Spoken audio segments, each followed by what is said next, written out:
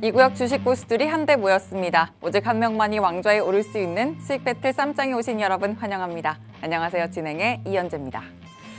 이번 주도 좀 내내 시장에서는 주도주가 발톱을 내밀지 않고 있습니다.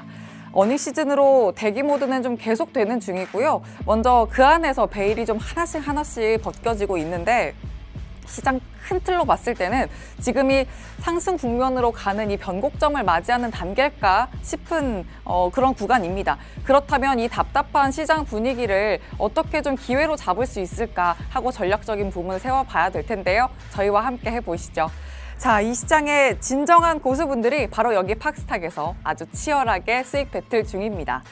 매수가, 목표가, 손절가를 상세하게 제시하면서 포트폴리오를 꾸려주고 계신데요. 이 가격 밴드를 기준으로 배틀 수익률 집계가 되고 순위까지 정해지기 때문에 매일매일 종목 선별에 심혈을 기울여 주시고 그만큼 아주 수익률도 탄력적입니다. 오픈 채팅방 들어오시면 이 포트폴리오 여러분의 것으로 가져가실 수 있습니다. 화면 하단 보시면 QR코드 준비돼 있죠? 휴대전화 기본 카메라 켜서 가져다 대기만 하시면 영어로 된 링크 생성이 됩니다.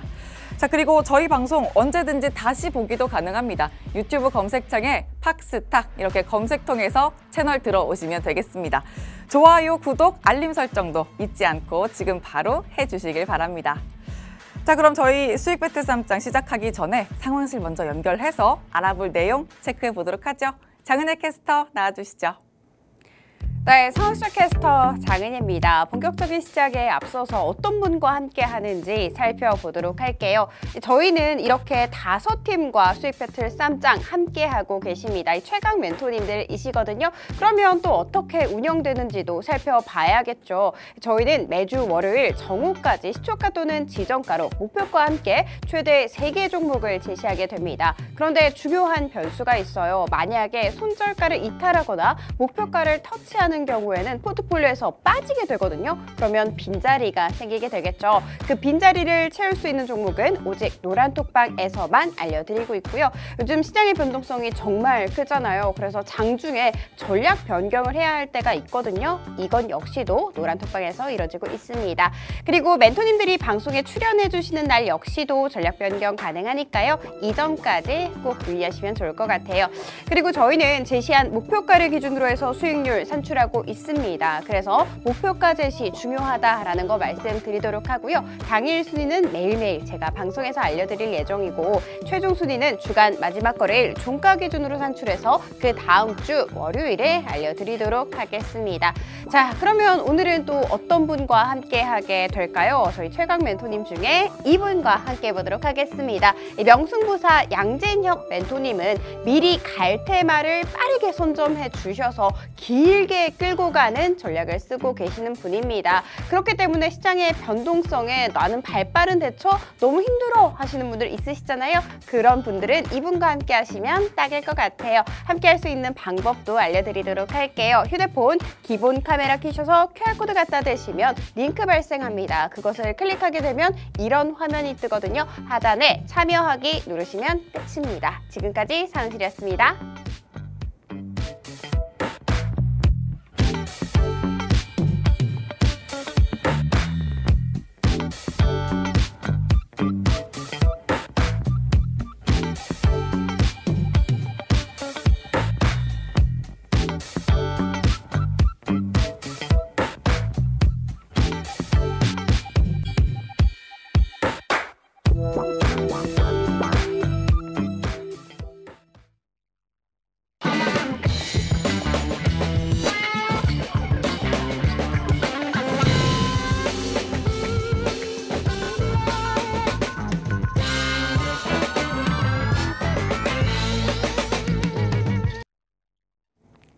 왕좌에 오르기 위한 수익 배틀 쌈장 본격적으로 시작됐습니다. 오늘은 팍스탁의 명승부사 양진혁 멘토님과 함께합니다.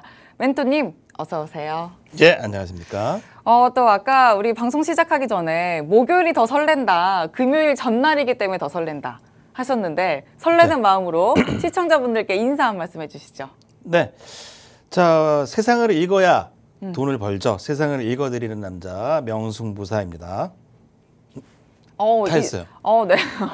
아주 간결하고 임팩트 있게 인사를 해주셨어요. 세상을 읽어주는 남자 네. 양진혁 멘토님과 그러면 한번 시장을 읽어보도록 하겠습니다. 시장의 큰 그림부터 그려봐야 될 텐데요. 일단 1월 들어서 이제 새해 이후에 정말 이게 까치랠리가 오나 보다 했는데 그렇지가 않아요. 이제 글로벌 시장 대비 우리 시장은 그렇게 이렇게 상승세를 가져가지 못하고 있거든요. 이 부분을 먼저 좀 체크해 보면 좋을 것 같아요. 네, 우리나라 증시 자체가 코스피도 그렇고요. 연초 대비해서 1월 달 보니까 좀 오르지 못하고 주춤하고 있죠. 특히 코스닥은 월 초에 비해서 오늘도 하락을 하면서 맞아요. 하락이 좀 심해지고 있어요. 특히 뭐 2차 전지 지수 맞습니다. 관련 대형주들이 저는 추가 하락을 좀 할 수 있다라는 것을 계속 경고를 드렸는데요. 자, 지금 세상의 흐름을 좀 제가 이 방송에서 좀 말씀을 좀 드려보도록 하겠습니다. 왜 이런 현상이 일어나고 미국 증시, 일본 증시는 잘 가는데 신고가를 기록했다는데 왜 한국 증시는 이럴까? 거기에 대한 답을 조금이라도 우리 시청자분들에게 도움이 되기 위해서 준비를 해왔습니다. 자, 보겠습니다. 이제 미국과 일본 그리고 전 세계 자금이 미국으로 몰리고 있다라는 얘기인데요. 지정학이죠. 지정학을 보면은 지리, 정치, 경제 여러 가지 위치에 따라서 우리 예를 들어서 태어난 곳이 어디세요? 저요? 예. 저는 여수라고 해야 될까요? 여수. 여수요. 예를 들어서 자, 저 여수에서 태어나셨는데 부동산을 얻었어요. 집을 한 채 물려받으셨는데 30년 전에. 한 분은 서울에서 집을 한 채 물려받으셨는데 한 분은 수십억이 되고 한 분은 뭐 그대로겠죠? 그대로일 수 있는 거. 그런 흐름들이 이제 주식 시장에서도 이제 강한 미국으로 돈이 좀 몰리고 있는 그림인데요. 자, 일단 중요한 거 한 가지 자체가 최근에 트럼프 당선이 좀 유력해지고 있습니다. 트럼프가 당선되었을 시기 우리 예전에도 한국 시장이 좋지 못했는데요.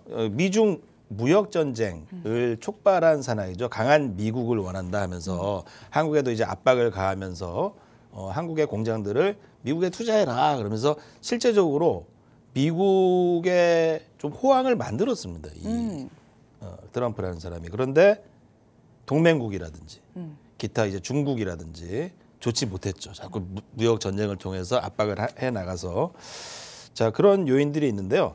지금 세계는 이미 트럼프의 시즌 2를 준비 중입니다. 트럼프 시즌 2가 좀 되고 있고요. 거기에 대해서 이제 대선이 얼마 안 남았죠. 자, 그래서 이제 트럼프 전 대통령의 좀 재임 가능성이 높아지고 있는 게 주식시장과 연관이 좀 있는 것 같습니다. 예.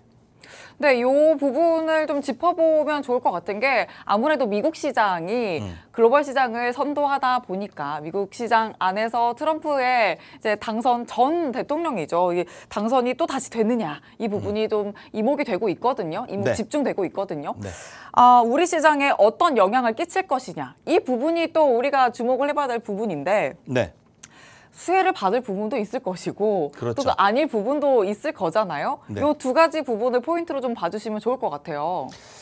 네, 일단 이제 우리가 주식시장을 바라보면서 미국의 자본의 돈이 더 몰리고 있고 트럼프가 이번에 뉴햄프셔에서 거의 뭐 압도적인 예비선거에서 승리를 거뒀죠. 자, 그래서 이제 공화당 대선 후보로 기정사실화가 되고 있습니다. 그 이후에 한 가지 미국 트럼프의 정책을 봤을 때 좀 불안한 동맹국들이 불안한 부분이 있어요. 예를 들어서 대만을 만일 공격하면은 대통령께서는 어떻게 하실 것이냐 그러니까 대만 방어? 그거 바보들이나 하는 거 아니에요? 예를 들어서 야, 대만은 우리 반도체 다 가져갔어라는 말을 했을 정도로 이 안보 관련 동맹 관념보다는 자국 우선주의가 워낙 크게 돼요. 그렇기 때문에 한국에 좀 불리한 요인으로 계속적으로 한국 증시를 압박할 요인이 있다라고 좀 말씀을 드리면서요. 뭐 그와 관계없는 뭐 실적 호전주들은 좀 오르고 등락이 있겠지만 아무래도 미국 증시, 특히 이제 미국과 일본 등이 차트를 보시더라도 왼쪽에는 이제 나스닥 차트예요. 나스닥 차트. 어제 차트인데 뭐 신고가를 가고 있죠. 엄청난 강세로 올라가고 있고요. 최근에 오른쪽은 이제 니케이 지수인데요. 니케이 지수도 이렇게 상승을 하고 있죠. 니케이 지수도 상승을 최근에 많이 했습니다. 네. 자, 우리가 이렇게 지금 상승을 했다면 지금 증시 분위기는 투자하시는 분들이 엄청 지금 수익을 더 얻고 달려드시겠죠? 난리겠죠. 근데 이쪽 나라 두 나라는 이렇고요. 이 왼쪽에 보면은 이제 상해 종합 지수입니다. 상해 종합 지수. 상해는 뭐 분위기가 거의 이제 매우 안 좋죠. 근데 역배열이고. 중국은 부양책이 예. 또 나오면서 오늘 분위기 나쁘지 않았거든요. 부양책 네. 관련해서는 또 어떻게 해석하고 계세요? 부양책에 관련해서 예를 들어서 이제 헝다 사태 이후에 중국의 체질 변화를 이제 꾀하기 위해서 시진핑 정부가 그런 부양책들을 그 전에도 지속적으로 내놨어요. 그리고 반도체 쪽이라든지 여러 가지 뭐 한다라고 하는데 뭐 이런 말을 해서 될 것 같지만 뭐 제가 할 처지는 아니지만 그걸 내는 주체 자체가 좀 문제인 것 같아요. 그래서 그분이 좀 문제시다. 자 보고요. 자 일단 차트로 봐도 한국도 중국을 따라가고 있고요. 이제 특히 홍콩 지수는 신저가를 가면서 뭐 반등은 하고 있죠. 이렇게 반등이 나오고 반등은 나오고 반등은 나오고 하지만 반등이 끝나면 다시 하락하는 패턴으로 중국이 가고 있다는 것만 봐도 이제 희망 고분을 하고 있죠. 장기적으로 뭔가 투자했던 분들이 어려워진다라는 결론을 좀 내리면서요. 그래서 제가 또 거기에 대한 대안을 좀 말씀드렸죠. 지지난주 한 달 전부터. 그것이 이 미국과 일본에 대해서 저는 적정 금액 뭐 이제 주식도 우리나라 미국에 가서 꼭 살 수 있는 게 아니잖아요. 그러면 미국에 대한 이런 투자를 좀 해야 된다라고 말씀을 드리면서 뭐 한 달 전이에요. 노란톡방에 저희 노란톡방에 2달 전에 샀던 것들은 뭐 59%, 36% 소액 투자를 하신 분입니다. 근데 이분이 아우 더 살 걸 말 듣고 더 샀으면 더 수익 났을 텐데라고 하고 있는데요. 요거는 이제 한 달 전에 투자를 하신 분인데 뭐 엔비디아, 테슬라는 없죠. 그러게요. 네, 테슬라는 테슬라는 또 저는- 뭐 영업이익 또 반토막이 났다 이렇게 또 결과가 나왔죠. 네. 테슬라에 대해서는 저는 좋게 보지 못해요. 테슬라 주식에 대해서 저는 크게 좋게 보지 못하고 있고요. 어떤 포인트를 좀 가장 부정적으로 보시는 걸까요? 네, 테슬라 자체가 이제 공장이 중국에 있잖아요. 그리고 중국에서 소비가 많이 이루어져야 되는데 앞으로 중국 경기를 트럼프가 당선됐을 경우 중국 경기가 점점 더 안 좋아집니다. 부양책을 내놓는다 하더라도 헝다 사태 이후에 그 손실액을 정부가 끌어안는 것이고 그 은행은 돈을 찍어내기만 하면 되니까요. 그런데도 불구하고 중국이 앞으로 이제 경제가 그동안 이제 저임금을 바탕으로 고성장을 했잖아요. 우리가 성장이라는 것을 봤을 때 가장 안정적이고 좋은 말은 이제 지속적인 성장을 우리가 꿈꾸고 있는데 그 성장 동력이 이제 중국도 좀 줄어들고 있다라는 것을 본다면은요.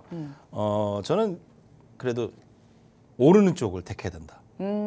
그리고 테슬라 같은 경우는 또 길게 말하면 그래요. 저희 노란톡방에 오시면 그동안 제가 설명드렸던 것이 있는데 이 300불에 홍콩도 이제 ELS라고 있어요. 이번에 뉴스가 많이 났죠. ELS 투자하신 많이 분이 나왔죠. 엄청 손실을 보고 있는데 이게 낙인이라 그래요. 녹인 구간에 진입돼서 원금을 다 잃을 확률이 있는데 테슬라도 300달러를 가게 됐을 경우 돈을 주겠다라는 상품이 있었어요. 그게 왜 만들었을까요? 불안하니까? 300달러가 안 갈 거니까 안 갈 거니까. 만든 겁니다. 그래서 안 할까 봐.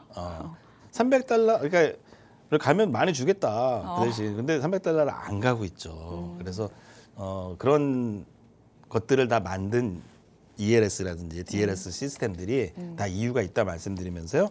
제가 좀 조언을 드렸던 미국 주식에 대해서도 쉽게 이제 투자가 가능하잖아요. 한국에서는. 그리고 잘 모르시는 분들은 저희 노란톡방에 오셔서 자산의 반절 정도는 그쪽에 좀 투자를 해보시라 좀 조언을 드리겠습니다. 또 중국 시장과 또 연계가 되어 있는 부분, 이 부분에서 가장 좀 부정적인 포인트를 잡아주셨습니다. 계속해서 추후적인 전략, 또 글로벌 시장을 좀 넓게 바라보시면서 전략 챙겨보셨으면 좋겠고요. 노란톡방 안에서 미국과 일본 시장, 또 어떻게 또 시장을 넓게 보고 전략을 세워볼 수 있을지는 노란톡방 안에서 함께 세워보시면 되겠습니다. 화면 하단에 QR코드 통해서 노란톡방 들어오실 수가 있습니다. 자, 추가적인 얘기 좀 더 해볼까요? 어떤 네. 얘기 좀 더 해주실까요? 네, 어떤 얘기를 할까요? 엔비디아 얘기도 준비해 주신 것 같아요. 엔비디아요. 그러게요. 예전에 엔비디아라는 기업이 큰 기업이 아니었어요. 작은 기업이었습니다. 예를 들어서 GTX라고 해가지고 컴퓨터에서 이제 그래픽 카드를 만드는 그런 칩을 만드는 기업이었는데 최근에 주가가 뭐 고공행진을 하고 있죠. 이 물량을 내놓지를 않고 있어요. 엔비디아나 이 AMD 주식을 갖고 계신 분들이 팔지를 않아요. 더 오를 거라고 생각해서. 그러니까 이제 수급이 물량이 씨가 말랐다.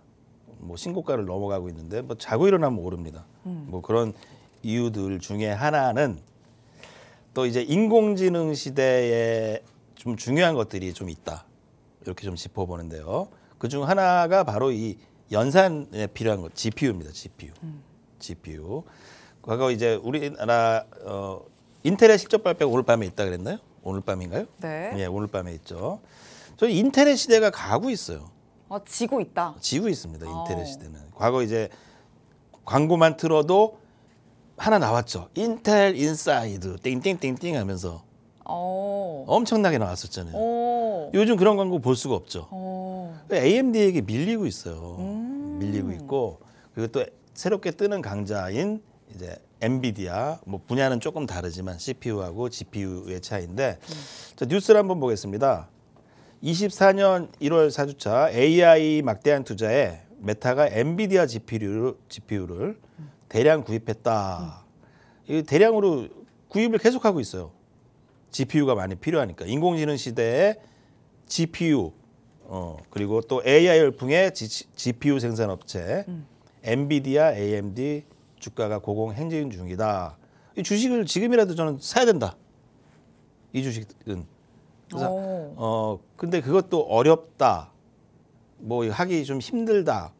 뭐 귀찮다. 그럼 어쩔 수가 없겠죠. 근데 그거와 관련된 한국의 반도체 종목들도 있긴 하지만 저는 1번 타겟으로 이 종목들을 좀 말씀드리면서요.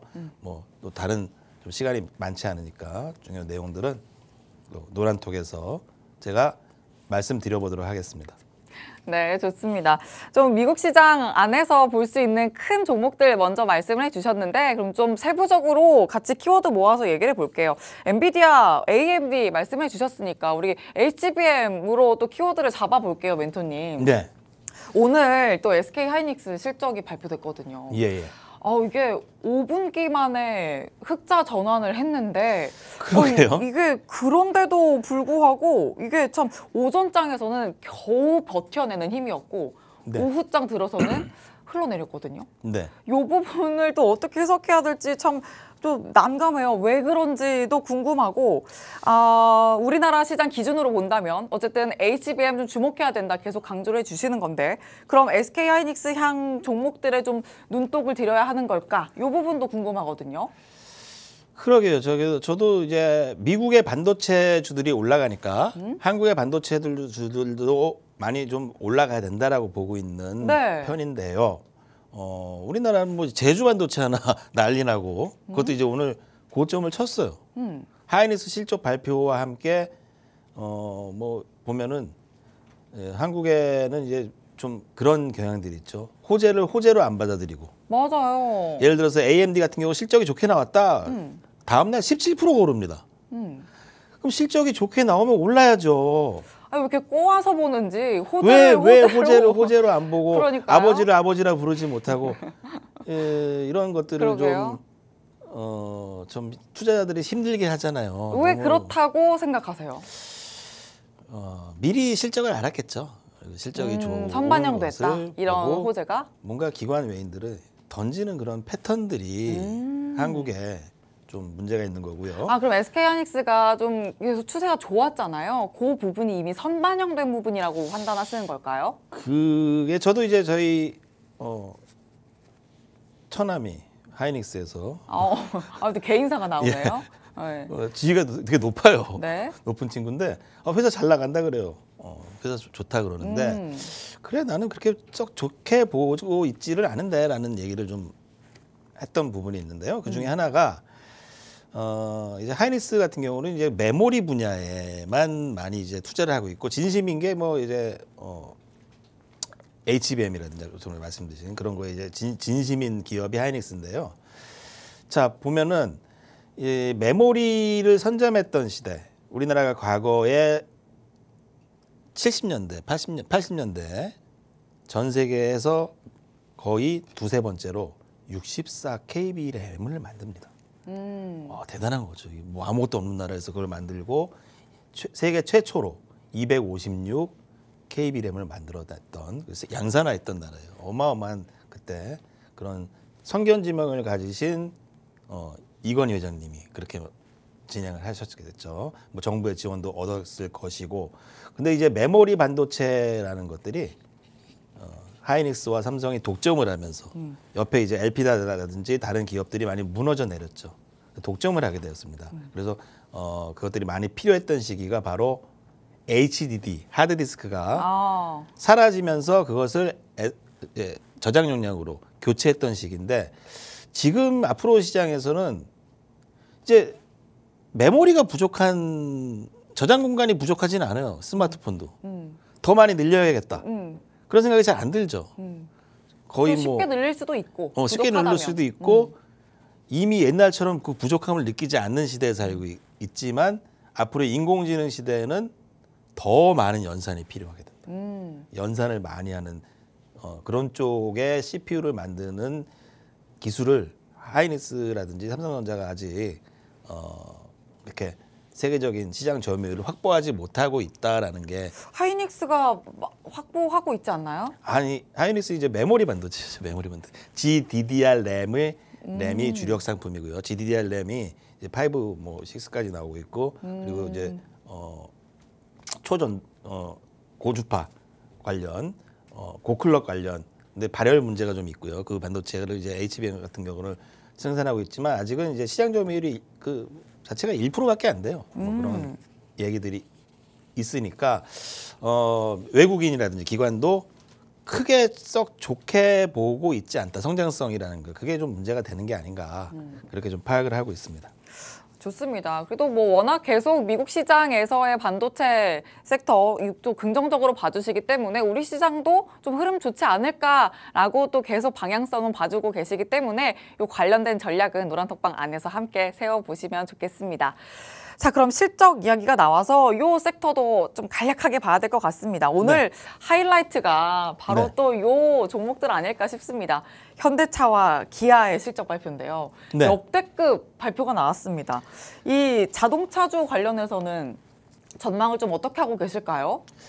근데 좀 흐름을 지켜봐야겠죠. 하지만 이제 실적이 좋게 나왔는데 하이닉스는 워낙 이 피크아웃 얘기는 계속 나오고 있기 때문에 자, 그 부분을 우리가 좀 짚어볼 필요가 있는데요. 저도 생각했던 것보다 더 놀라운, 보면은 이제 삼성전자의 매출을 현대차가 기아마저도 지금 영업이익률을 뛰어넘고 있다라는 거를 주목해 본다면요. 이게 좀 자동차 쪽으로 반도체보다 앞으로 좀 이목이 몰리지 않을까. 그래서 저는 완성차를 탑픽으로 보면서 거기에 따른 다음 주에 이제 부품 관련주들. 다음 주 포트에 그러면 자동차 부품주가 들어갈 수도 있다. 그렇죠. 흐름을 좀 지켜보면서 수급이 좀 몰리는 쪽으로, 수급이 좋아야겠죠, 아무래도. 그래서 외국인이나 이제 최근에 반도체, 뭐 제주 반도체가 수급이 몰린 것처럼 그런 현상이 벌어지는 종목을 하나 찾아서 편입을 좀 해보도록 하겠습니다. 좋습니다. 오늘 현대차와 기아의 실적 발표 통해서 좀 수급이 어떠느냐, 수급의 흐름에 따라서 또 자동차 부품, 완성차 이쪽에 또 어떻게 포트폴리오 전략을 세워주실지도 함께 지켜보셔야겠습니다. 자, 이렇게 주도주로 시장을 이기는 방법, 이기는 전략을 세워주시는 양진혁 멘토님입니다. 노란톡방 안에서 함께 그 전략 세워보시면 되겠고요. 화면 하단에 QR코드 통해서 노란톡방 들어오실 수 있습니다. 자, 그럼 이제 내일 하루장 또 마무리 잘 해야 되고 다음 주 시장도 든든하게 전략 세워봐야 될 텐데요. 그 전에 먼저 상황실 연결해서 알아볼 내용 체크해 보도록 하겠습니다. 장은혜 캐스터 나와주시죠. 네, 상황실입니다. 저희 프로그램 재밌게 즐길 수 있는 방법부터 설명을 해드리도록 할게요. 저희는 종목만 제시하는 것이 아니죠. 1차 목표가, 2차 목표가, 손절가 모두 다 알려드리고 있고요. 그리고 뿐만이 아니라 장중 전략 변경까지도 모두 다 무료 노란톡방에서 진행을 하고 있습니다. 하단에 QR코드 스캔하셔서 손쉽게 들어올 수 있으니까요. 저희 해저 프로그램 같이 즐기시면 좋을 것 같아요. 자, 그러면 이번 주 제시 종목 살펴볼 차례가 됐죠. 먼저 최다 1등 그리고 지난주 1등 운수대통팀 포트폴리오입니다. KTCS를 다시 한번 편입해 줬는데 변동성 없이 오늘 마무리가 됐고요. 다음 분 이동훈 멘토님 현대로템이 편입 후에 등락을 계속 반복하다가 드디어 오늘 2차 목표가 터치했습니다. 여러분 포트 한번 눈 뚫어서 한번 봐주세요. 전부 다 빨간불을 켜고 있는 데다가 더불어서 전부 다 2차 목표가를 터치한 모습입니다. 지금 쌈장이 시작한 이래로 이런 포트는 오늘이 처음이거든요.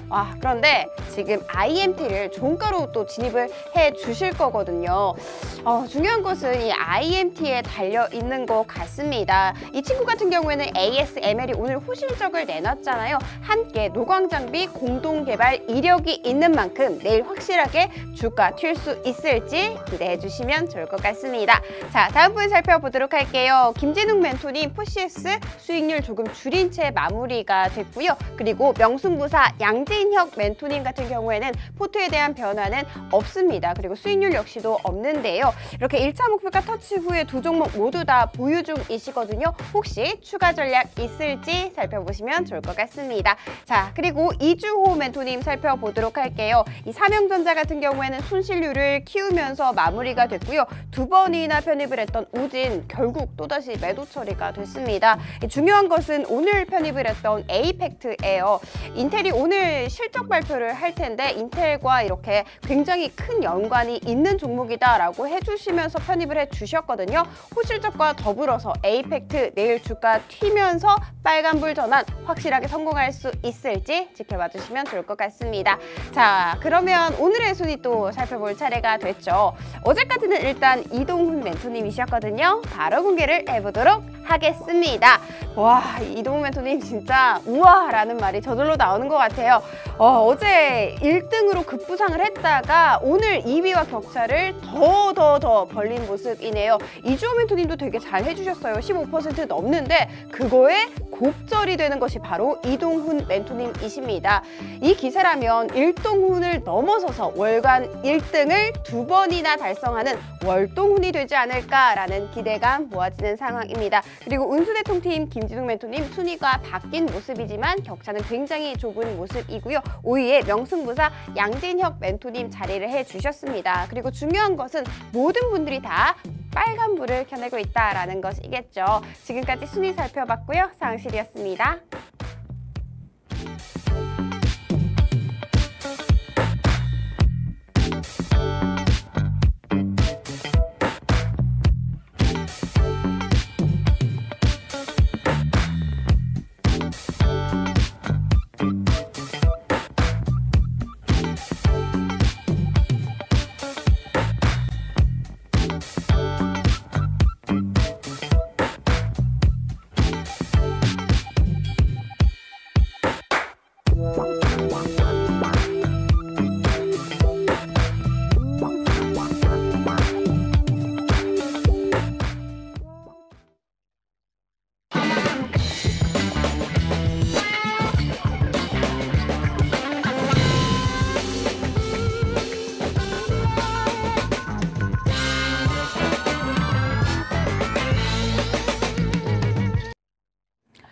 수익 배틀 3장 박스탁의 양진혁 멘토와 함께하고 있습니다. 자, 이제 유종의 미를 거둘 수 있는 한 주의 유종의 미, 그리고 다음 주 시장을 위한 전략 세워봐야 될 텐데요. 일단 명승부사 양진혁 멘토님의 이번 주 포트폴리오를 보면서 또 하나씩 살을 붙여보도록 하겠습니다. 네. 보니까 퀄리타스 반도체, 심텍 이 두 종목은 모두 다 반도체 종목이에요. 네. 그런데도 이 횡보가 다르거든요. 자, 퀄리타스 반도체를 제가 먼저 진입을 했는데 네. 뭐 그날 바로 장중에 제가 손절가 제시한 거에 터치가 되고 근데 또 이탈한 날 급등이 나왔어요. 그날 손절을 대고 그날 9% 올랐어요. 9.5%. 그러니까요. 그러니까 뭐 어쩔 수 없죠. 근데 또 노란톡방 계신 분들은 예. 아마 또 명승부사 양진혁 멘토님과 계속 함께 하셨을 거기 때문에 또 예. 수익권 챙겨 가셨을 거라고 저는 생각을 합니다. 네. 어쨌건 뭐 제가 손절가를 그렇다고 우리 룰은 룰이 그렇기 때문에 룰을 지켜야 한다. 저는 손실이지만 그날 급등을 좀 했던 부분이고요. 저는 당일 매매로 통해서 이 종목은 좀 말씀을 드린 거고요. 이 종목 조금만 더 뜯어봐 주시면 추후 전략에 대해서는 어떻게 보고 계실까요? 네, 뭐 이제 신규 상장줄에서 차트가 좀 애매합니다만 애매해요? 저는 이제 다시 한번 33,500원 정도 밑에 온다면은 37,500원. 37,000원 정도 부분에 온다면은 거기가 강한 지지력을 갖고 있다 말씀드리면서 근데 이제 실적적인 면이나 뭐 그런 거를 보기가 아니라 수급적인 건데 아직 이 회사가 영업이익이 썩 좋지 못합니다. 그래서 펀더멘털이 펀더멘털이 좋지 못하고 좀 그런 것들이 있어서 뭐 중장기 투자로 권하는 종목은 아니다. 그렇게 말씀드릴게요. 수급적인 부분을 보고 또 접근해 주셨는데 일단은 펀더멘털이 받쳐주지 못하기 때문에 중장기로 볼 종목은 아니다. 이렇게 말씀해 주셨고 당일 급등이 나왔던 종목이지만 저희 배틀 룰상 이렇게 파란불을 켜고 있습니다. 하지만 노란톡방 안에서는 함께 하시는 분들 추후 전략 세워드렸다는 거 한 번 더 체크를 해드립니다. 자, 다음 종목 볼게요. 심텍인데요. 네. 이 종목은 같은 반도체 종목인데 다른 키워드를 갖고 있어서일까요? 3% 넘는 수익 챙겨주셨고요. 1차 목표가 터치를 했습니다. 네, 저도 이제 반도체 종목들 중에 아까도 말씀드렸듯이 미국의 엔비디아나 AMD가 상승할 것이니까 한국의 반도체주들도 좀 올라야 된다라고 말씀을 좀 맞습니다. 드리고 있는데요. 뭐 선별적인 몇몇 종목들이 좀 올라가는 경우가 있고, 그리고 이제 급등을 하는 게 뭐 실적이 안 되더라도 뭐 급등하는 반도체 종목도 있었죠. 심텍을 보면은 제가 이제 매수한 가격 자체가 그날 이제 마이너스권 보합권에 진입했기 때문에 1차 목표 이후에 저는 다시 눌리고 상승을 할 확률이 있기 때문에 저는 요 정도까지만 말씀을 드린 거고요. 저는 1차 목표로 좀 마무리한다 이렇게 좀 얘기를 드리는데요. 1차 목표로 그러면 하지만 지금 방송 중에 이렇게 좀 근데 포트폴리오를 정리해 주시는 걸까요? 예, 일단 뭐 하루밖에 안 남았는데 뭐 보유겠지만 제가 보시면은 최근에 이제 이런 얘기들이 있었어요. 유턴 기업이라고 하세요. 유턴 기업. 뭐 다시 돌아오는 거겠죠? 다시 돌아오는 거겠죠. 네. 유턴은 국내로 복귀하는. 유턴, 국내 복귀 기업. 1,000억 원을 투입한다라고 하면서 이제 산업부가 이렇게 좀 정책을 내놨습니다. 그래서 이 회사가 이제 유턴 기업으로 작년에 승인을 받은 기업이에요. 뭐 회사 내용은요. 반도체에서 이제 모바일, PCB 생산 첨단 기술을 보유하고 있는 업체인데요. 정부 유턴 기업 첨단 기업에 한 1,000억 원 이상 투입을 하겠다라는 이슈로서 회사도 나쁘지 않고 펀더멘털이 괜찮아요. 했지만 1차 목표가 이후에 추가 상승을 하지 못했다라는 점이 지금 우리나라 시장에 반도체 종목들도 좀 뭔가 무거운 그림들이 좀 대부분의 종목들이 있는 게 아닌가 마시고요. 특히 이제 코스닥 인버스 차트가 최근에 보면은 구름대를 좀 뚫고 올라오는 경향이 있어 코스닥을 끌어내리는 주체가 사실 2차 전지잖아요. 에코프로랑 에코프로비엠이 하락을 주도하고 있는 국면 속에서 다른 종목들도 오르려다가 같이 힘을 좀 잃는 경향이 있기 때문에 제가 볼 때 그래도 유망한 쪽은 반도체지만 그것도 이제 선별적으로 좀 더 좋은 종목들을 제가 좀 준비해 놨으니까 저희 노란톡방에 오셔서 같이 한번 참여하시고요. 일단 반도체 쪽으로 보고는 계신데 네. 반도체 쪽으로도 제가 지난주에도 한국 반도체 장비주들이 저점이다라고 시황에서도 말씀드렸고요. 노란톡방에서는 이제 주성 엔지니어링 뭐 이런 것들을 말씀드렸는데 오늘 단기적으로 저는 정리 의견을 드렸어요. 주성 엔지니어링도 한번 정리 의견을 드렸고 네. 차트를 한번 볼까요? 주성 엔지니어링이요. 네. 반도체 장비주 지난주도 예. 계속 말씀해 주셨는데 그래서 제가 편입을 좀 하고 싶었던 것이 네. 오늘 뭐 주성 엔지니어링 9%나 올랐다가 쭉 미끄러져서 좀 빠졌는데 저는 이걸 뚫지 못한다라고 봐지고 있고요. 심텍과 함께 SFA 반도체를 편입을 좀 할까 하다가 고민했던 SFA 반도체. 근데 뭐 단기 급등이 나왔어요. 했다면 어제 뭐 18% 올라서 1차 목표가에 도달했겠죠. 그런데 이제 차트를 보면요. 뭔가 이런 이슈로 인해서 반도체 장비주들, SFP 반도체나 뭐 특히 뭐 제주 반도체나 이런 것들이 단기 흐름들이 나왔는데 이것들이 이제 거의 좀 마무리되는 국면이 아닌가. 좀 이제는 이제 리스크 관리 좀 옳은 걸 쫓아가지 말고 반도체 장비주들도 좀 차익 관점으로 보셔야지 맞지 않나. 저는 그렇게 좀 그런데도 좀 공략해볼 종목이 있다고 말씀해 주시는 거예요? 네, 그렇죠. 거기에 대해서는 또 방송에서 언급하지 않은 부분들을 비밀이에요? 예. 그럼 뭐 여러 가지 방법이 있겠죠. 어. 미국 주식일 수도 있고, 일본 주식일 수도 있고. 방향성이 워낙 다양하기 때문에. 한국에서도 지금 우리 HTS에서 다 매매가 가능합니다. 요즘에는. 알겠습니다. 그래서, 예. 자, 또 반도체주를 공략할 수 있는 방법 여러 가지 있기 때문에 어떻게 또 공략을 할 수 있을까 전략 세워볼 수 있는 방법 노란톡방 안에서 가능합니다. 또 반도체 업황 자체는 계속해서 긍정적으로 보여주고 있습니다. 이 안에서 또 어떤 전략 세울 수 있는지 노란톡방 안에서 양진혁 멘토님과 함께 세워보시길 바랍니다. 자, 다음 종목 볼까요? 코덱스인데 이게 ETF 상품이죠. 일본 네. 토픽스 100 요 상품이에요. 근데 일본이 또 가다가 오늘은 또 주춤하고 있는데 이런 주춤할 때가 오히려 또 기회일까요? 어떻게 보세요?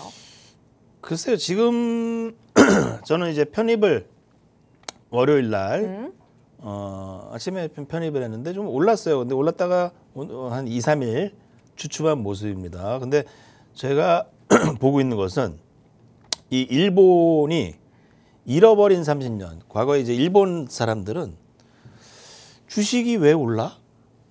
주식이 오르는 걸 보지 못한 30살 이전의 사람들은 부동산이 오르거나 증시가 오르는 거를 경험을 못했어요. 그래서 그건 안 오르는 거다라는 생각을 갖고 있습니다. 그리고 특히 물가가 안 오르는 나라였어요. 30년간 월급이 안 올랐어요. 월급이 왜 올라? 30년 전의 사람들이나 월급이 오른다는 개념이지 일본은 그런 개념 자체가 없어요. 그런 것이 이제 고착화되면서 당연히 이제 인플레가 약간 있어야 됩니다, 사실은. 왜 인플레가 있어야 소비가 촉발되냐면은 물가가 이제 올라가니까 예를 들어서 냉장고의 가격이 있다고 쳐봅시다. 냉장고가 내일이면은 좀 비싸진다. 그러면 사려는 사람들이 사잖아요.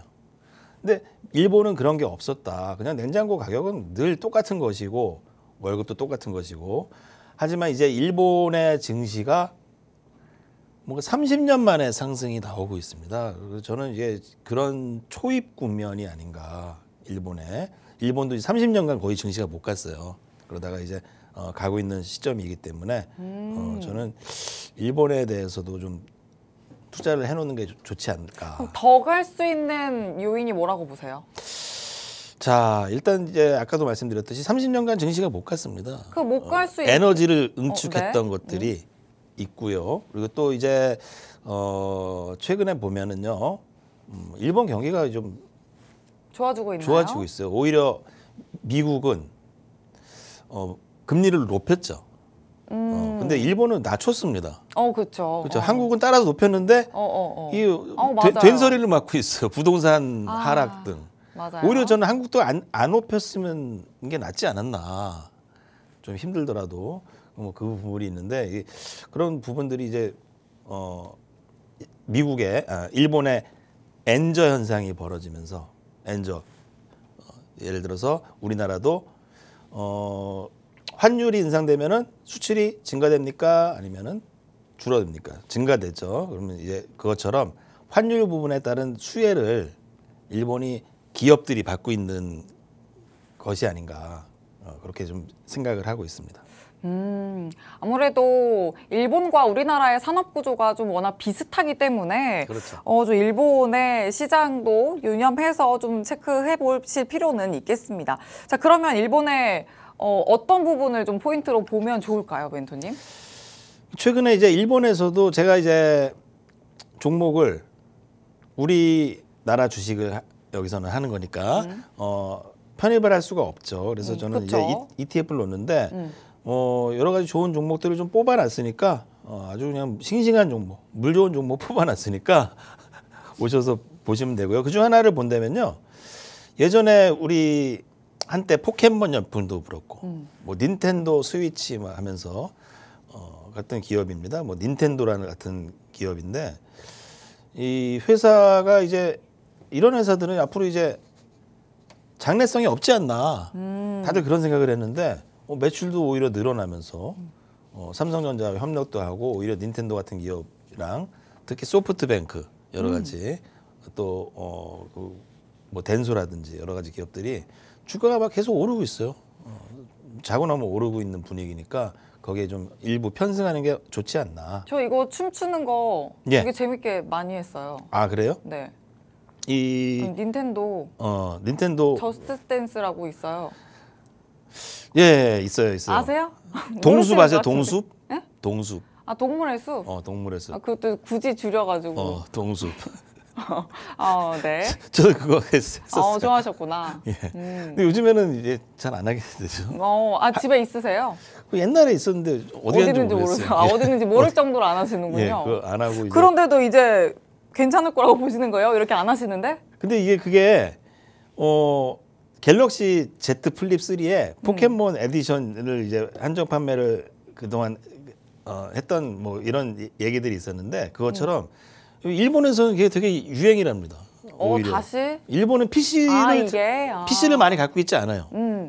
일본은 PC가 없고 콘솔 게임이나 이런 것들을 많이 합니다. 그래서 그런 것들이 잘 팔리고 있고 내수가 살아나기 때문에 또 그런 사회적인 풍경이 예, 있으니까. 뭐 닌텐도 주식이 오르고 있다라는 거를 좀 주목해 보자. 그 얘기까지만 좀 드려보도록 할게요. 또 이런 풍경으로 우리 시장에도 올 수 있는 훈풍을 같이 좀 체크해 보시면 되겠습니다. 좋습니다. 또 미국 시장과 일본 시장이 또 이 글로벌 시장, 그 경제 시장 자체가 다 유기적으로 움직이기 때문에 우리 시장에는 또 어떤 훈풍이 있을까 이 부분을 함께 체크하신다면 또 충분히 수익 가져갈 수 있는 수익 전략 챙기실 수 있으니까요. 노란톡방 안에서 양진혁 멘토님과 함께 그 전략 세워보시길 바랍니다. 자, 그러면 또 어떤 신규 전략을 챙겨 오셨을지 이 부분 가장 궁금해하실 부분일 것 같습니다.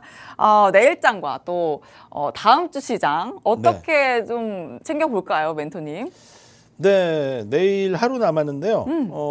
내일은 뭐 마무리를 어떻게 할지, 예. 또 다음 주 시장은 어떻게 시작을 해볼지 뭐 궁금합니다. 장중에 톡방에서 제가 뭐 한 종목을 좀 편입을 해서 전세 역전을 좀 노려야겠죠. 그래서 내일은 좀 움직일 건데 그중에 후보되는 종목이 하나 있습니다. 후보군? 후보군이 전에 지난번에 제가 편입을 해서 수익을 크게 주었던 한올바이오파마라는 종목인데요. 자, 보겠습니다. 오늘 전체적으로 반도체주들이 강했다가 뭔가 좀 이 흐름이 좀 꺾여지면서 최근에 조정을 받았던 제약주가 올라왔어요. 예를 들어서 SK 하이닉스를 필두로 뭐 좀 음봉을 좀 만들었는데요. 음봉을 만들어내는 부분이 있었고. 맞아요. 저희 시황할 때 또 이야기 나눴죠. 예, 여기를 뚫기가 좀 어렵다고 봐요. 하이닉스는. 그렇다고 이제 13만 1,000원까지 내려올 확률이 높은데 거기 뚫고 또 내려가지도 않는다고 봅니다. 저는 이 박스권의 움직임을 반도체가 보이고 있는 틈 사이에서 이제 오늘 보니까 지난주에도 좀 말했죠. 종근당 같은 종목이 다시 빠지고 있다. 근데 그게 뻥 하고 다음 날부터 튀어 오르기 시작. 7% 올라갔죠. 오늘도 좀 올라갔습니다. 제약주들이 두 종목들이 반도체가 오르면은 제약주가 빠져요. 빠지고 제약주가 올라가면은 반도체가 좀 주춤하는 경향이 있기 때문에 아무래도 또 모든 수급이 그렇죠. 골고루 퍼지기에는 자금이 좀 부족하다 보니까 그럴 그렇죠. 수밖에 없나 봐요. 그렇죠. 좀 그러면 안 돼야 되지 않나. 그 주식을 사면은 올라야죠. 주식이 사서 다들 미국에서 투자하시는 투자자분들은 미국 사람들이 뭐 주식을 잘해서 수익 난 게 아니잖아요. 아 그렇지만 멘토님 올라가서 우리 수익 난 국내 거지. 개인 투자자분들 응원도 해주세요. 그러니까요. 그게 저는 속상하다 이거예요. 왜 속상하죠. 미국에 태어났다는 이유로 미국 주식을 해서 워렌 버핏이 세계 최고의 부자가 되었느냐. 그렇지만 그렇죠. 우리 시장에는 명승부사 양진혁이 있으니까. 그래서 저는 이제 한올바이오파마에 대해서 자리를 좀 보고 있습니다. 오늘 정도에서부터 지난번에 한번 급등이 나왔었고 이 주봉을 보면요. 네. 한 4주 정도 조정이 왔는데요. 여기를 뚫고 내려가기 어려운 이제 반등 자리에 좀 도달하지 않았나 좀 말씀을 드리면서요. 오. 제가 이 회사를 같이 봤던 종목들이 있죠. 미국에는 요 이뮤노반트라는 주식이 있습니다. 요 회사가 뭐 지난번에 사놓은 이후로 아직도 이제 13% 수익을 가지고 있는데 이 한올바이오는 더 빠졌어요. 이뮤노반트는 이렇게 여기 나오고 있죠. 마지막 나스닥에 비중이 많지는 않습니다. 이뮤노반트 13% 수익인데 네. 이 이뮤노반트라는 기업이 이 한올바이오의 기술력을 받아서 재판매하고 있는 기업이거든요. 한올바이오의 주식을 기술을 수입한 회사가 바로 이뮤노반트입니다. 그래서 이제 이뮤노반트도 차트를 보면은 눌림목 저점 부분을 좀 만들고 있어서 다시 오르지 않을까. 그래서 한올바이오파마도 주가가 최근 뭐 흐름이 좋지 못했는데요. 차트적인 자리가 이제 거의 조정이 끝나가는 자리에서 좀 편입을 내일 장을 보면서 제가 좀 노란톡방에서 좀 얘기를 또 드려보도록 그럼 하겠습니다. 지금 자리는 반등할 수밖에 없는 조정이었다. 이렇게 좀 해석을 하고 계시는 걸까요? 그렇죠. 아직은 정배열 패턴을 좀 믿어야겠죠. 이렇게 정배열 패턴 속에서 이거 많이 좀 힘들어요. 주식이 많이 올라가면 제가 많이 궁금한 빠지고. 건 워낙 제약바이오주들이 양면성이 좀 극심하다 보니까 얘가 반등할 수 있는 요인 자체는 이뮤노반트에 이제 기술 이전을 한 거 요거 말고는 없는 건가? 그러니까 아직 이제 임상 2상에서 3상까지가 아직 진행된 게 아니고 시간이 멀다 보니까 그러려면 이제 많이 시간이 필요하겠죠. 근데 이 비슷한 차트로 예전에 셀트리온도 2, 3만 원대 그렇게 움직였어요. 셀트리온이 과거에 잡주라고 평할 정도로 뭐 등락이 상당히 컸습니다. 셀트리온이죠. 그 주식이 40만 원까지 올랐었는데 과거 그때 당시죠. 이제 이 주식이 셀트리온 기업에 대해서 사람들의 투자를 좀 꺼려했었던 시기 자체가 과거 2010년도 이때 차트를 보시면은 상당히 힘들겠습니다. 차트들이. 그리고 나서 대상승을 가졌는데요. 올라가기 전에 많이 빠졌었죠. 뭐 그런 구간으로 저는 한올바이오도 그런 그림이 아닌가. 뭐 중장기적인 투자로는 제 생각은 변치 않는다. 이렇게 말씀드려보도록 하겠습니다. 좋습니다. 오랜만에 또 한올바이오파마 언급을 해주셨습니다. 이 종목으로 내일은 또 어떤 자리를 봐주실지 궁금합니다. 다음 주 장에서도 가져갈 수 있는 전략이라고 말씀해 주셨고 반도체 관련한 전략도 노란톡방 들어오셨을 때 어떤 방향성을 제시해 주실지 노란톡방 안에서 그 새로운 전략도 챙겨보시길 바랍니다. 화면 하단에 QR코드 통해서 노란톡방 들어오실 수가 있습니다. 자, 그럼 저희는 여기서 마치도록 하겠습니다. QR코드 통해서 노란톡방 들어오시고 장중 전략 꼭 챙겨보시길 바라고요. 지금까지 드린 내용은 종목의 상승과 하락을 보장하지 않는다는 점 유의해 주시길 바랍니다. 시청해주신 여러분 고맙습니다.